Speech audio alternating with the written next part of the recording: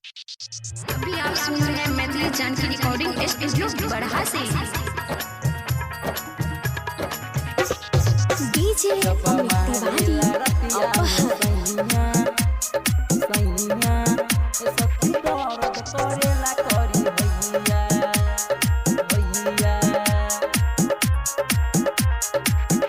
जब मारेला हो जब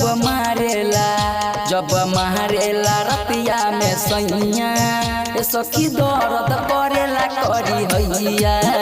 जब मारेला रतिया में सैया सखी दर्द करेला करी हैया। मन करेला नहीं हर जाई कब छोड़े न हमर बहिया। जब मारेला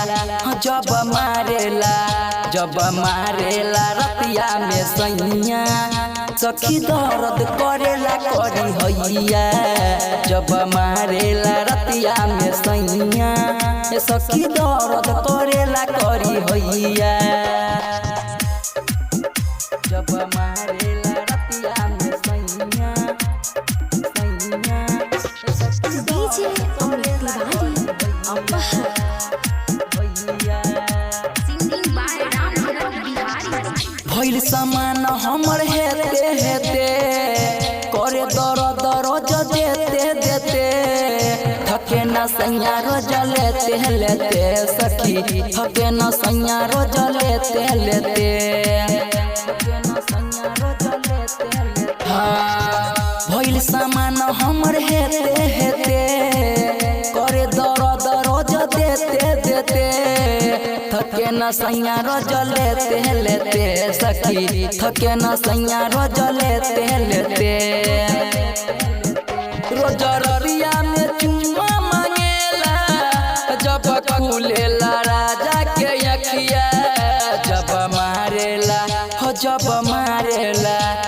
मारेला रतिया में सैया सखी दर्द करेला करी हैया। जब मारेला रतिया में सैया सखी दर्द करेला करी हैया। जब मारेला रतिया में सैया डीजे अमित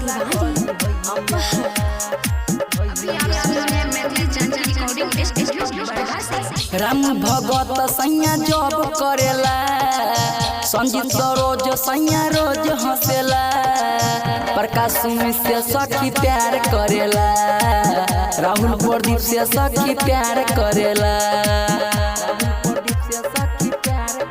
हाँ राम भगत सैया जब करेला संजीत सरोज सैया रोज हंसेला प्रकाश से सखी प्यार करेला राजा प्रदीप से सखी प्यार करेला।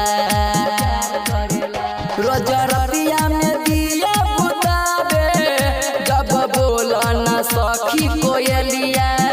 जब मारेला रतिया में सैया सखी दर्द करेला करी हैया। जब मारेला रतिया में सैया सखी दर्द करेला करी हैया। अभी आप सुन रहे हैं मैथिली जानकी रिकॉर्डिंग स्टूडियो बड़हा से।